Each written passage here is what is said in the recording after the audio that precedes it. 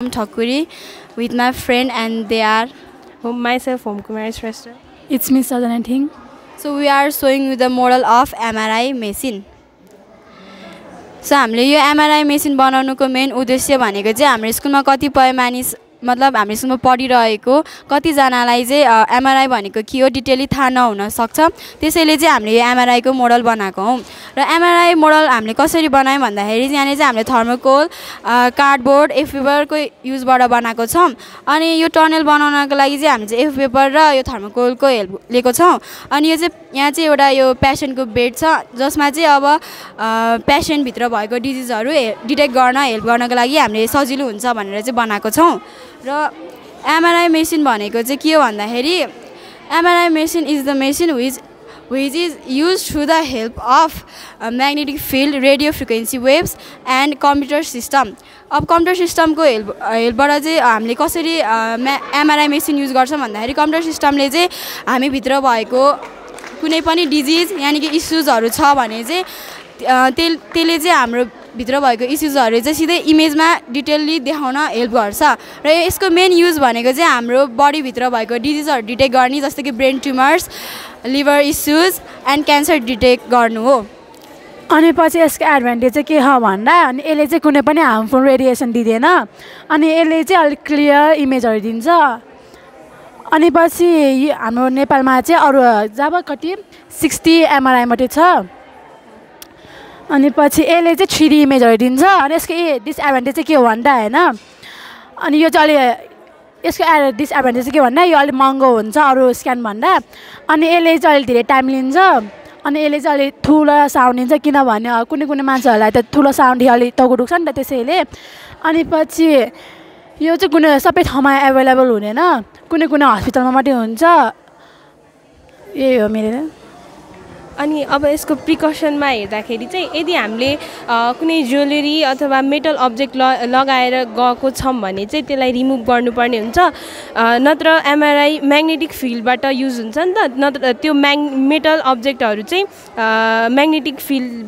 Magnetic फोर्सबाट attract भएर मान्छेहरुको ज्यान पनि जोखिममा पर्न सक्छ अनि यदि कुनै पनि woman pregnant or breast feeding छ भने चाहिँ डाक्टरलाई इन्फर्म गर्नुपर्ने हुन्छ अनि यदि MRI बाट क्लियर इमेज आउनु छ भने चाहिँ हामी एकदमै राम्रोसँग बस्नुपर्ने हुन्छ हलचल नगरिकन बस्नुपर्ने हुन्छ नत्र ब्लरी इमेज दिन्छ MRI बाट अनि यदि हामीले पियर्सिङ अथवा ट्याटूहरु गरेको छ भने चाहिँ इन्फर्म गर्नुपर्ने हुन्छ डाक्टर अथवा टेक्निशियनलाई अनि पीपल विथ क्लस्ट्रोफोबिया भनेको चाहिँ फियर अफ क्लोज स्पेस यदि त्यस्तो छ भने चाहिँ टेक्निशियन अथवा डाक्टरलाई भन्नुपर्ने हुन्छ अनि तपाईहरुले कतिपय न्यूजहरुमा भिडियोहरुमा सुन्नु नै भएको होला USA मा यही MRI बाट नै एकजना मान्छेको डेथ भएको त्यसैले उसको चाहिँ कसरी डेथ भएको भन्दाखेरि घाटीमा मेटल चेन लगाएर गएको थियो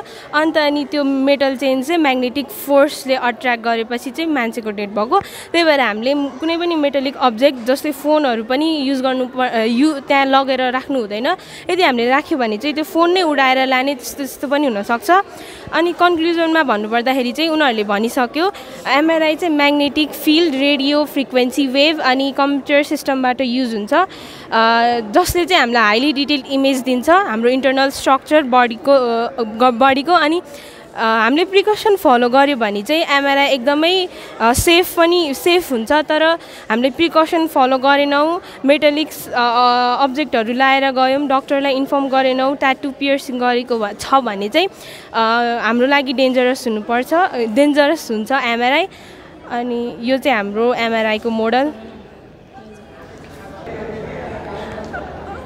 यो कसरी बनाएको यो चाहिँ MRI मेसिन भयो अब हामीले MRI गर्दाखेरि चाहिँ यता मान्छेलाई राम्रोसँग सुताउनु पर्ने हुन्छ अनि यसरी भित्र जान्छ अनि यसको टाइम पिरियड चाहिँ 15 to 90 हुन्छ अनि यसको टाइम सकेपछि चाहिँ यो अफ भएर मान्छेको लागि यो बेड आफै अगाडि आउँछ यति हो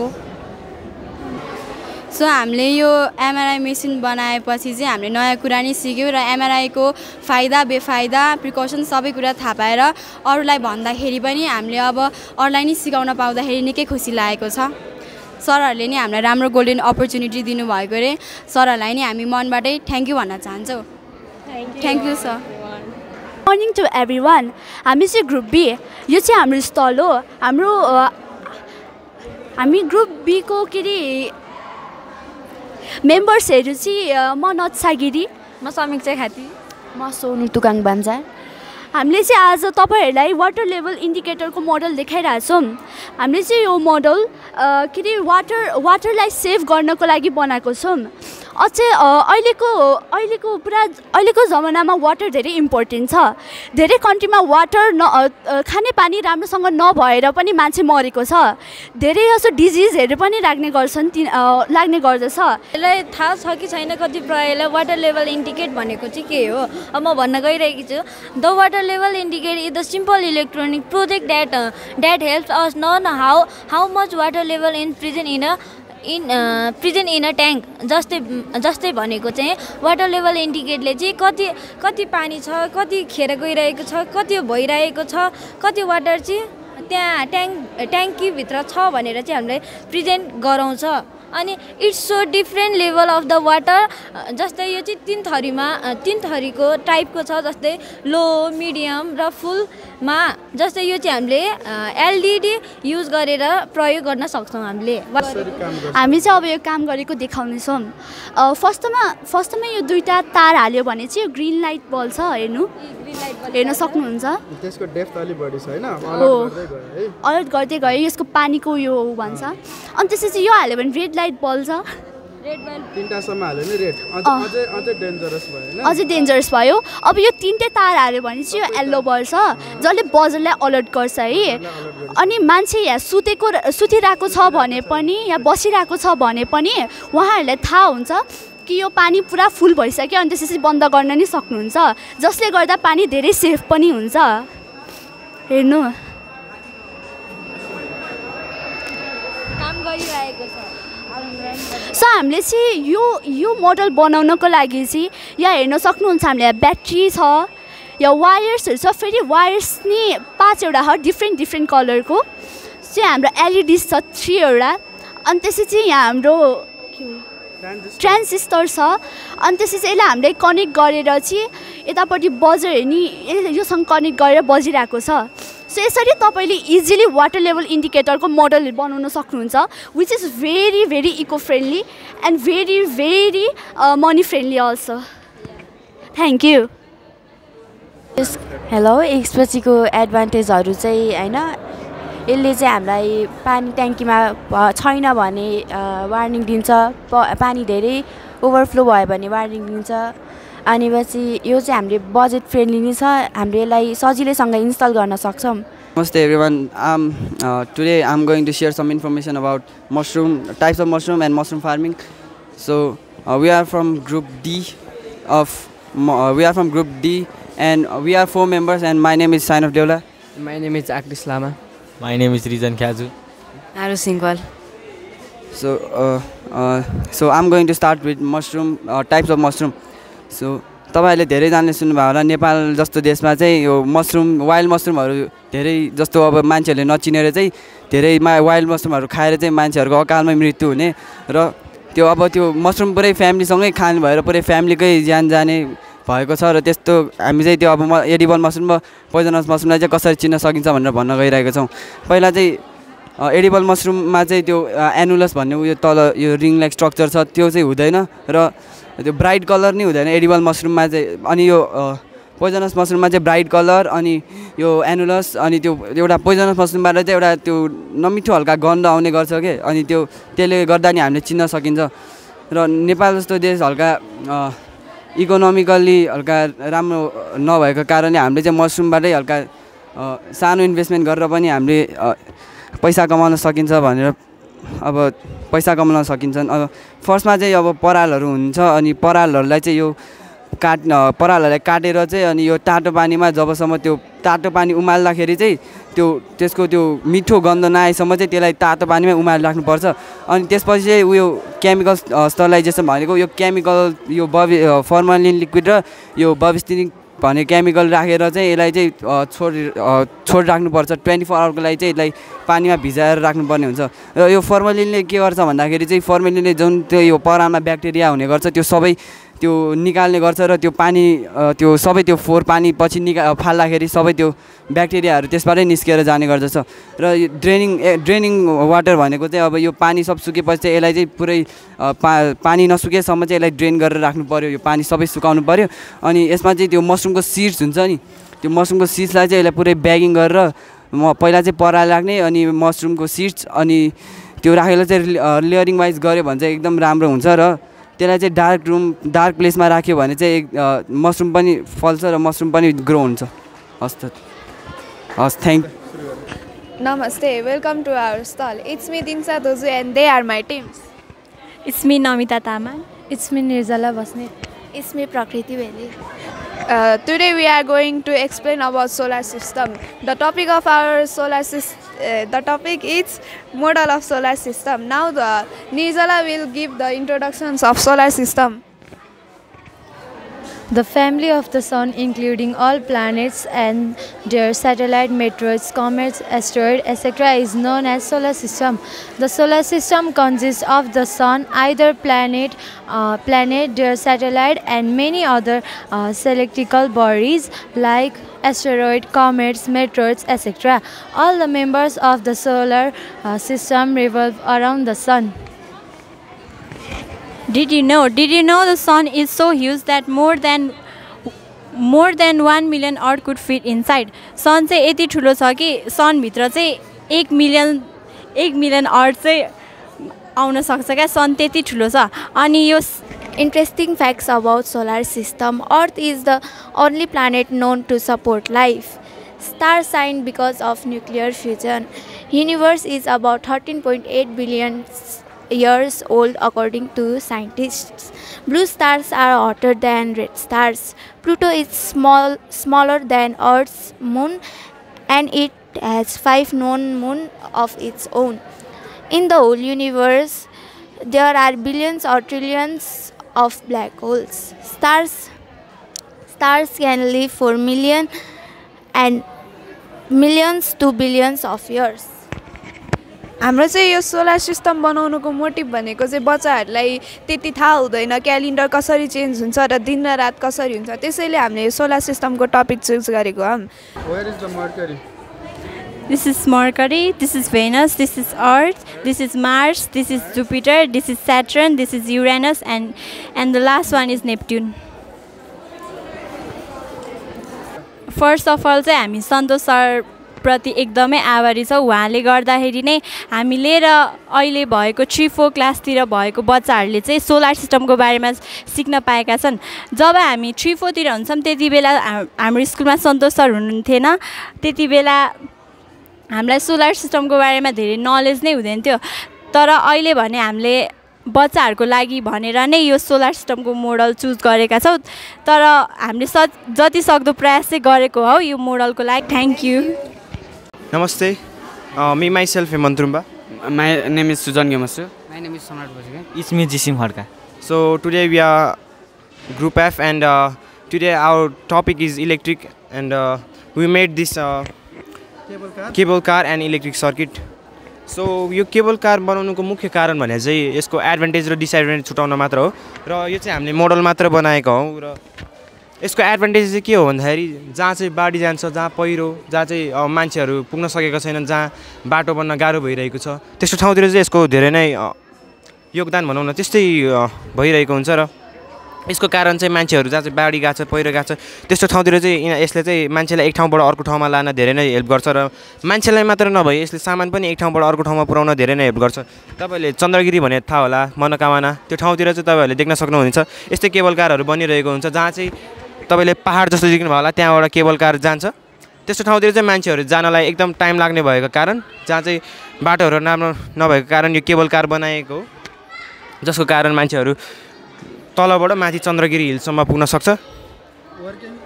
यसको यो चाहिँ यो चाहिँ एक ठाउँबाट यसरी यसरी जान्छ र यो चाहिँ केबल भयो, यो क्याबिन भयो, अनि यो चाहिँ उयोहरू पुली जस्तै हो, यसले चाहिँ घुमाउँछ र यो चाहिँ तलको देखाउनुको कारण चाहिँ जस्तै बाटो बिग्रेको कारण यो युज गरेको भयो।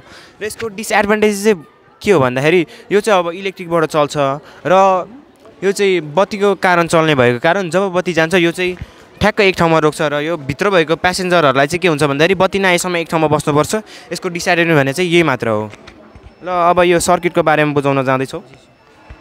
यो सर्किटमा चाहिँ हामीले 4वटा सामग्रीबाट युज गरेका छौँ। एउटा लाइट, स्विच अनि वायर अनि ब्याट्री। अनि यो चाहिँ प्लस हुन्छ, यो चाहिँ माइनस हुन्छ। अनि यहाँ सिम्बल देख्नु सक्नुहुन्छ, यहाँ सेलको अनि ब्याट्री अनि स्विचहरूको।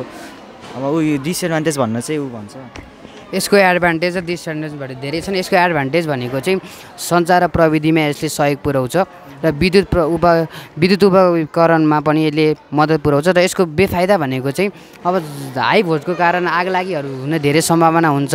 त्यसैले घरमा बत्ती जान घरहरू बत्तीहरू पुर्याउन लास्टै गाह्रो हुन्छ। यसको डिसएडभान्टेज भनेको चाहिँ त्यही हो। र यो हामीले बनाउनुको कारण चाहिँ यो प्लस माइनस छुटाउन पनि बनाइएको हो, जसको कारण चाहिँ हामीलाई करेन्ट पनि लाग्न सक्छ हैन। यो प्लस माइनस हामीले अर्कैमा राख्यो भने यति नै हो sir. Thank you. Good morning everyone. Today I am Aviska Mali, a captain of Group E. It's me Shivani. It's me Pranisa Kesi. It's me Pooja Darji. Today we are presenting a model of solar energy in homes. It has shown how solar energy can be work as in the home for home appliances. For introduction, she is going to. Hi, I am Pranisa Kesi. For today's presentation, our topic is solar energy in home. First of all, I like to thank you to Santosh sir for giving me this opportunity to explore our skills. Now, I like to share some information about solar energy in homes. Solar energy is produced by the sun. Solar energy can be converted into electrical energy by solar panels. For example, solar energy can be converted into heat energy. Similarly, in our home rooftops, we use solar water heater to heat waters, and solar energy is very useful in this modern technology. Thank you. Now I like to grab this mic to Shivani Thapa. Good morning everyone, it's me Shivani, and today I'm going to tell about working principle of solar energy in home. So the four main components of solar energy are motor, battery, switch and solar panel. Solar panel absorbs sunlight and converts using solar cells. The current flows through the battery which helps to run the home appliances like fans, etc. Now for uses, I would like to call Aishka Mali. The uses of solar energy is so lots. We cannot be count in our hands. It can be used for heating, for lighting, and for riding bikes and cars. In the many countries, the solar energy is already used in vehicles. Such as we have shown a model of solar energy. When we read it, it can. So from this side, it can easily ride car. So how to make this car? We make this car by combining motor. We can see a motor here, and it is a solar panel. And it shows that the working principle of this is when the sunlight hits solar panel, it goes to the switch. It goes to the battery and it stores the energy. And when we turn on, it can easily move. We can see. Yes, we can see it's moving. And rural area, non-polluting and environmental friendly, renewable and never-ending source of energy. Disadvantage of solar energy: depend on sunlight, high installation cost, need large open area for panel. Thank you. And why I choose this topic is that because solar energy is really good for really good for environment. At last, I would like to say from the group, thank you for watching. Namaste to you everyone. It's me Ankita. It's me Kavita Nakarmi. Me myself Salna Thapa.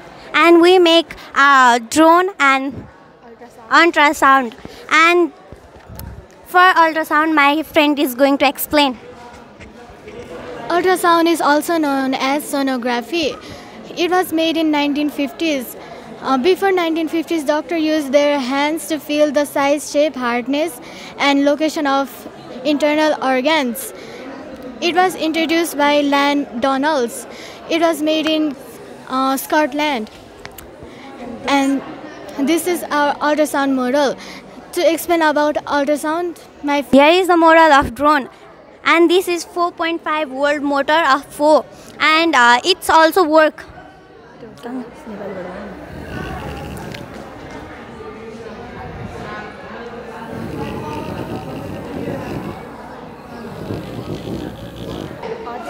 Model of ultrasound. A doctor prefers ultrasound in case of swelling. Unlike X-ray, it doesn't